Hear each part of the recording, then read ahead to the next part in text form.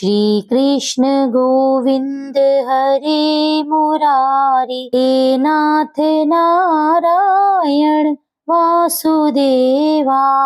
ओम श्री विष्णवे नमः। श्री शिवाय नमस्तुभ्यम।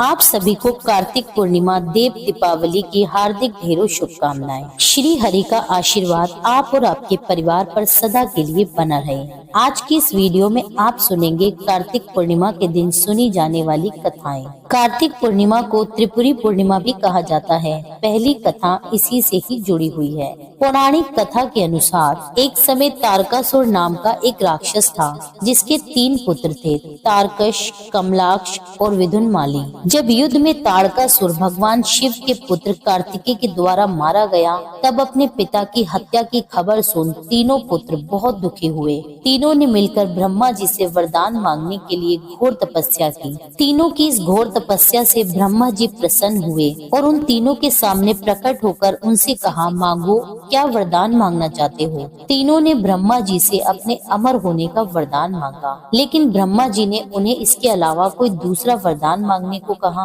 अब तीनों ने मिलकर सोचा और इस बार उन्होंने ब्रह्मा जी से 3 अलग नगरों का निर्माण करवाने के लिए कहा, जिसमें सभी बैठकर सारी पृथ्वी और आकाश में घूमा जा सके। जब 1000 साल बाद हम मिले और हम तीनों के नगर मिलकर एक हो जाएं और जो देवता इन 3 नगरों को एक ही बाण में नष्ट करने की क्षमता रखता हो, वही हमारी मृत्यु का कारण हो। इसको सुनकर ब्रह्मा जी तथास्तु कहकर उन्हें वरदान देकर वहाँ से अंतर्ध्यान हो गए। अब तीनों तारकश, कमलाक्ष और विदुनमाली तीनों यह वरदान पाकर बहुत खुश हो गए। अब ब्रह्मा जी के कहने पर माया दानव ने उनके लिए 3 नगरों का निर्माण करवाया। तारकश के लिए सोने का, कमलाक्ष के लिए चांदी का और विदुनमाली के लिए लोहे का नगर बनवाया गया। अब तीनों भाइयों ने अपने अपने लोकों पर अपना अधिकार जमा लिया।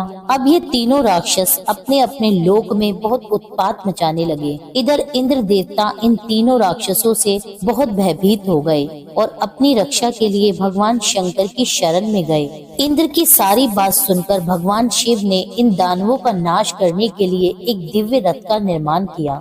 इस दिव्य रथ की हर एक चीज देवताओं से ही बनी थी। चंद्रमा और सूर्य से पहिए बने, इंद्र, वरुण, यम और कुबेर रथ के 4 घोड़े बने, हिमालय धनुष बने और शेषनाग प्रत्यंचा बने। भगवान शिव खुद बाण बने और बाण की नोक बने अग्निदेव। अब इस दिव्य रथ पर सब सवार हुए, स्वयं भगवान शिव भी। अब भगवानों के निर्माण से बने ये रथ और तीनों भाइयों के बीच भयंकर युद्ध हुआ। युद्ध के समय अब जैसे ही ये राक्षस रथ की एक सीधी दिशा में आए, भगवान शिव ने बाण छोड़कर तीनों का वध कर दिया। इसी वध के कारण भगवान शिव को त्रिपुरारी कहा जाने लगा। इन 3 राक्षसों का वध भगवान शिव ने कार्तिक मास की पूर्णिमा को किया था, इसीलिए इस दिन को त्रिपुरी पूर्णिमा के नाम से भी जाना जाता है। प्रेम से बोलिए भगवान शंकर की जय। अब सुनिए पूर्णिमा की दूसरी कथा। द्वापर युग में एक समय की बात है। यशोदा जी ने भगवान श्री कृष्ण से कहा, हे पुत्र, तुम सारे संसार के पालन करता, उत्पन्न करता और संहार करता हो। आज कोई ऐसा व्रत मुझसे कहो जिसे करने से मृत्यु लोक में स्त्रियों को विधवा होने का भय न रहे और ये व्रत हर प्रकार की मनोकामनाओं को पूर्ण करने वाला व्रत हो। मैया यशोदा की बात सुनकर कृष्ण कहने लगे, हे मैया, आपने बहुत सुंदर प्रश्न पूछा है। मैं आपको ऐसे ही एक व्रत को विस्तार पूर्वक कहता हूँ, आप ध्यान पूर्वक सुनो। सौभाग्य की प्राप्ति के लिए स्त्रियों को 32 पूर्णमासियों का व्रत करना चाहिए। इस व्रत को करने से स्त्रियों को सौभाग्य और सुख संपत्ति का आशीर्वाद प्राप्त होता है। यह व्रत अचल सौभाग्य देने वाला और भगवान शिव के प्रति मनुष्य मात्र की भक्ति को बढ़ाने वाला है। श्री कृष्ण के ऐसे वचन सुनकर माता यशोदा कहने लगी, हे कृष्ण, सर्वप्रथम पृथ्वी लोक में इस व्रत को किसने किया था? इस विषय में भी विस्तार से मुझे बताओ। तब श्री कृष्ण बोले, हे मैया, भूमंडल पर एक अत्यंत अत्यंत प्रसन्न राजा चंद्रहास से पलित अनेकों प्रकार के रत्नों से परिपूर्ण कातिका नाम की एक नगरी थी। वहाँ पर घनेश्वर नाम का एक ब्राह्मण था और उसकी पत्नी अति सुशीला और रूपवती थी। दोनों ही उस नगरी में बड़े प्रेम भाव के साथ रहते थे। घर में धन धान्य आदि की कोई कमी नहीं थी। उनको एक बहुत भारी दुख था कि उनके कोई संतान नहीं थी। इस दुख से वे अत्यंत दुखी रहा करते थे। एक समय एक बड़ा तपस्वी योगी उस नगरी में आया। वह योगी उस ब्राह्मण के घर को छोड़कर अन्य सब घरों से भिक्षा लाकर भोजन किया करता था। रूपवती से वह भिक्षा नहीं लिया करता था। उस दिन योगी ने एक दिन रूपवती से भिक्षा न लेकर किसी अन्य के घर से भिक्षा लेकर गंगा किनारे जाकर भिक्षा को प्रेम पूर्वक खा रहा था कि घनेश्वर ने योगी का यह सब कार्य किसी प्रकार से देख लिया। अपनी भिक्षा के अनादर से दुखी होकर घनेश्वर योगी से बोला, महात्मन, आप सब घरों से भिक्षा लेते हैं परंतु मेरे घर की भिक्षा कभी नहीं लेते, इसका कारण क्या है? योगी ने कहा कि निसंतान के घर की भीख पतितों के अन्न के तुल्य होती है और जो पतितों का अन्न खाता है वह भी पतित हो जाता है। क्योंकि तुम निसंतान हो अतः पतित हो जाने के भय से मैं तुम्हारे घर की भिक्षा नहीं लेता हूँ। घनेश्वर ये बात सुनकर अपने मन में बहुत दुखी हुआ और हाथ जोड़कर योगी के पैरों में गिर पड़ा तथा अंतर्भाव से कहने लगा, हे महाराज, यदि ऐसा है तो आप मुझको पुत्र प्राप्ति का कोई उपाय बताइए। आप सर्वज्ञ हैं, मुझ पर अवश्य ही कृपा कीजिए। धन की मेरे घर कोई कमी नहीं है परंतु मेरे संतान न होने के कारण मैं अत्यंत दुखी हूँ। आप कृपा मेरे इस दुख का निवारण करें। ब्राह्मण की यह बात सुनकर वे तपस्वी योगी कहने लगे कि देवगण, तुम देवी चंडी की आराधना करो। घर जाकर उस ब्राह्मण ने अपनी पत्नी को सारा वृतांत कहा और स्वयं तपस्या करने के लिए वन में चला गया। वन में जाकर उसने देवी चंडी की उपासना और उपवास करना प्रारंभ कर दिया। देवी चंडी ने 16वें दिन उसकी तपस्या से प्रसन्न होकर स्वप्न में उसको दर्शन दिए और कहने लगी, हे घनेश्वर, जा तेरे घर पुत्र होगा परंतु वह 16 वर्ष की आयु में मृत्यु को प्राप्त हो जाएगा। यदि तुम दोनों पति पत्नी मिलकर 32 पूर्ण मासियों का व्रत पूरे विधि विधान से करोगे, जितनी तुम्हारी सामर्थ्य हो आटे के दिए बनाकर शिवजी जी का पूजन करना। प्रातः काल होने पर इस स्थान के समीप तुम्हें एक आम का वृक्ष दिखाई देगा। उस पर तुम चढ़कर एक फल तोड़कर शीघ्र अपने घर ले जाना। अपनी स्त्री से सब वृतांत कहना। ऋतु स्नान के पश्चात वे स्वच्छ होकर भगवान शिव का ध्यान करके उस फल को ग्रहण करने से भगवान शिव की कृपा से गर्भ ठहर जाएगा। इस प्रकार जब वे ब्राह्मण प्रातः काल उठा तब उसने उस स्थान के पास एक आम का वृक्ष देखा। स्वप्न में मिले आदेश के अनुसार उस ब्राह्मण ने आम के वृक्ष पर चढ़कर उस फल को तोड़ने का प्रयास किया परंतु वृक्ष पर कई बार प्रयत्न करने के बाद भी वह चढ़ न सका। तब तो उस ब्राह्मण को बड़ी ही चिंता हुई और विघ्न विनाशक श्री गणेश जी की वंदना करने लगा। हे दयानिधे, अपने भक्तों के विघ्नों का नाश करके उनके मंगल कार्यों को करने वाले, दुष्ट का नाश करने वाले, रिद्धि सिद्धि को देने वाले, आप मुझ पर कृपा करके इतना बल दें कि मैं अपने मनोरथ को पूर्ण कर सकूं। इस प्रकार गणेश जी की प्रार्थना करने पर उनकी कृपा से घनेश्वर वृक्ष पर चढ़ गया और उसने एक अति सुंदर आम का फल देखा। उसने विचार किया कि जो वरदान से फल मिला था वह यही है और कोई फल दिखाई नहीं देता। उस घनेश्वर ब्राह्मण ने जल्दी से उस फल को तोड़कर अपनी पत्नी को लाकर दिया। उसकी पत्नी ने अपने पति के कहे अनुसार उस फल को खा लिया और वे भगवान के आशीर्वाद से शीघ्र गर्भवती हो गई। देवी माता चंडी की कृपा से उसे कुछ ही समय बाद सुंदर पुत्र की प्राप्ति हुई। पति पत्नी दोनों ने ही मिलकर जन्म का हर्षोल्लास उत्सव मनाया। वे दोनों अब बड़े ही खुश थे। माता पिता के हर्ष शोक के समय वे शुक्ल पक्ष के चंद्रमा की भांति बढ़ने लगा। उस बालक का नाम देवीदास रखा गया। देवी चंडी की कृपा से वह बालक बहुत ही सुंदर, सुशील और विद्वान था। देवी की आज्ञा अनुसार उनकी माता ने 32 पूर्ण मासी का व्रत रखना प्रारंभ कर दिया ताकि उसका पुत्र बड़ी आयु वाला हो।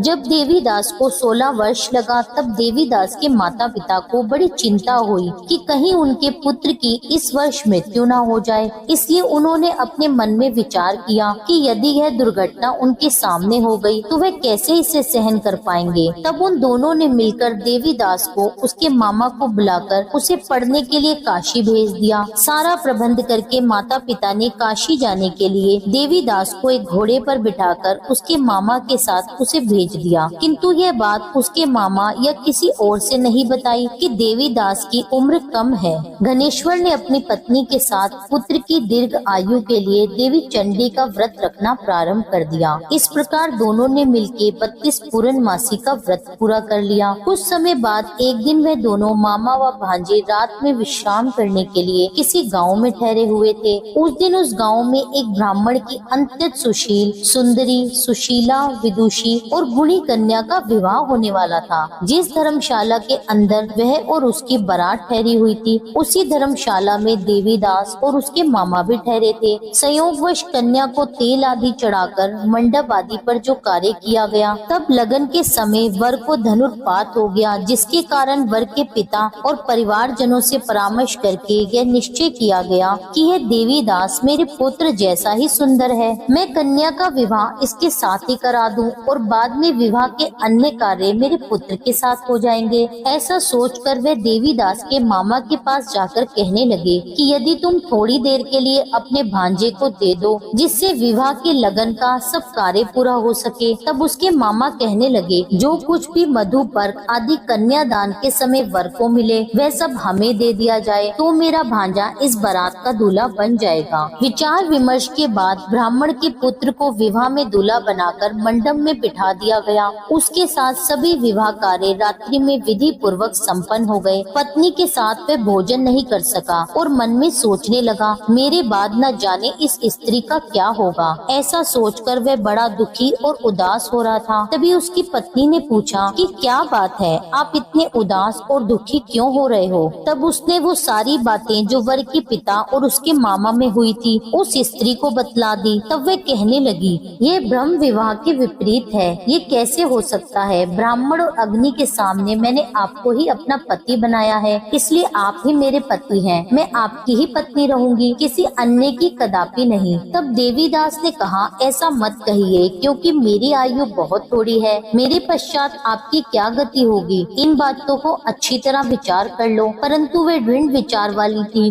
बोली कि जो आपकी गति होगी वही मेरी गति होगी। हे स्वामी, आप उठिए और भोजन करिए, आप निश्चय ही भूखे होंगे। इसके पश्चात देवीदास और उसकी पत्नी दोनों ने ही भोजन किया तथा शेष रात्रि वो सोते रहे। प्रातः काल देवीदास ने अपनी पत्नी को 3 नगों से जड़ी हुई एक अंगूठी दी, एक रुमाल दिया और बोला, हे प्रिय, इसे लो और संकेत समझकर स्थिर चित्त हो जाओ। मेरा मरण और जीवन जानने के लिए एक पुष्प वाटिका बना लो, उसमें सुगंधित वाली एक नव मल्लिका लगा लो, उसको प्रतिदिन जल से सींचा करो और आनंद के साथ खेलो कूदो और उत्सव मनाओ। जिस समय और जिस दिन मेरा प्राण अंत होगा ये फूल सूख जाएंगे और जब ये फिर से हरे हो जाएं तो जान लेना कि मैं जीवित हूँ। यह बात निश्चय करके समझ लेना, इसमें कोई संशय नहीं है। यह समझाकर वह चला गया। प्रातः काल होते ही वहाँ पर गाजे बाजे बजने लगे और जिस समय विवाह के कार्य समाप्त करने के लिए वर और सारे बाराती मंडप में आए तो कन्या ने वर को भली प्रकार से देखकर अपने पिता से कहा कि यह मेरा पति नहीं है, मेरा पति वही है जिसके साथ रात्रि में मेरा पानी ग्रहण हुआ था। इसके साथ मेरा विवाह नहीं हुआ है। यदि वह यही है तो बताइए कि मैंने इसको क्या दिया। मधु पर्क और कन्यादान के समय जो मैंने आभूषण दिए थे उन्हें दिखाए और रात में जो मैंने गुप्त बातें कही थी वह सब भी सुनाए। पिता ने उसके कथनानुसार वर को बुलवाया। कन्या की यह सभी बातें सुनकर वह कहने लगा कि मैं कुछ नहीं जानता। इसके पश्चात लज्जित होकर वह अपना सा मुंह लेकर चला गया और सारे बाराती भी अपमानित होकर वहाँ से लौट गए। भगवान श्री कृष्ण बोले, माता, इस प्रकार देवीदास काशी विद्या अध्ययन के लिए चला गया। जब कुछ समय बीत गया तो काल से प्रेरित होकर एक सर्प रात्रि के समय उसको डसने के लिए वहाँ आया। उस विषधर के प्रभाव से उसके सोने का स्थान चारों ओर से विष की ज्वाला से विशाला हो गया, परंतु व्रत रखने के प्रभाव से उसको वह सांप डस नहीं पाया, क्योंकि पहले भी उसकी माँ ने 32 पूर्णमासी का व्रत धारण किया हुआ था। इसके बाद मध्याह्न के समय स्वयं काल वहाँ पर आए और उसके शरीर से उसके प्राणों को निकालने का प्रयास करने लगे, जिससे वह मूर्छित होकर धरती पर गिर गया। भगवान की कृपा से उसी समय पार्वती जी के साथ शंकर जी वहाँ पर आ गए। उसको मूर्छित दशा में देखकर पार्वती ने भगवान शंकर से प्रार्थना की कि हे प्रभु, इस बालक की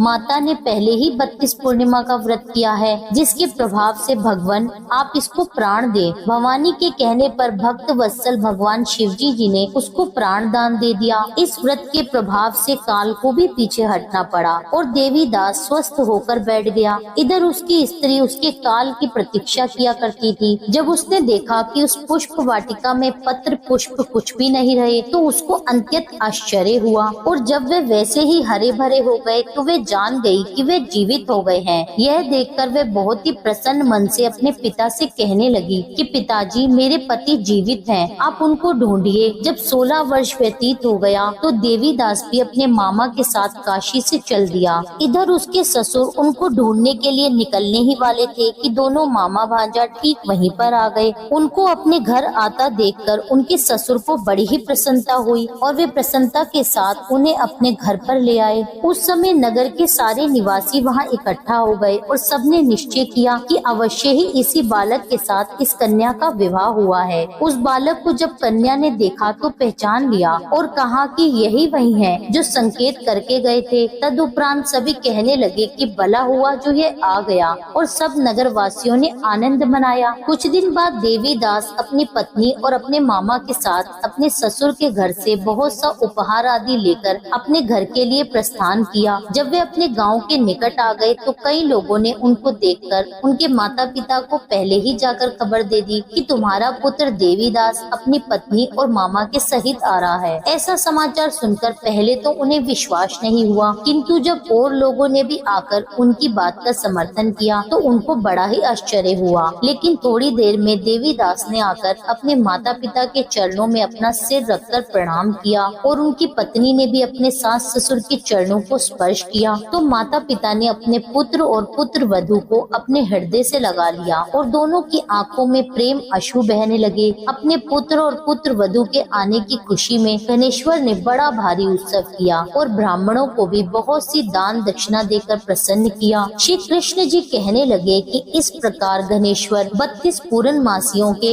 व्रत के प्रभाव से पुत्रवान हो गया। जो भी स्त्रियां इस व्रत को करती हैं, वे जन्म जन्मांतर में वैधव्य का दुख नहीं भोगती और सदैव सौभाग्यवती रहती हैं। यह मेरा वचन है, इसमें कोई संदेह नहीं है। यह व्रत पुत्र पौत्रों को देने वाला तथा संपूर्ण मनोकामनाओं को पूर्ण करने वाला है। 32 पूर्णमासियों के व्रत करने से व्रती की सब इच्छाएं भगवान शिव की कृपा से पूर्ण होती हैं। प्रेम से बोलिए भगवान शिव शंकर की जय, माता पार्वती की जय। यह थी कार्तिक पूर्णिमा की कथाओं की वीडियो। उम्मीद करती हूँ यह वीडियो आपको पसंद आई होगी। वीडियो अच्छी लगी हो तो वीडियो को लाइक कीजिए, अपने फैमिली फ्रेंड में शेयर कीजिए, कमेंट में भगवान शंकर की जय लिखिए, और जिन भी लोगों ने मेरे चैनल को अभी तक सब्सक्राइब ना किया हो वे मेरे चैनल को सब्सक्राइब कर लें और बेल आइकन को प्रेस कर लीजिए ताकि सभी वीडियो की नोटिफिकेशन आपको सही समय पर मिल सके। सभी त्योहारों, उनके शुभ मुहूर्त, धार्मिक कथाओं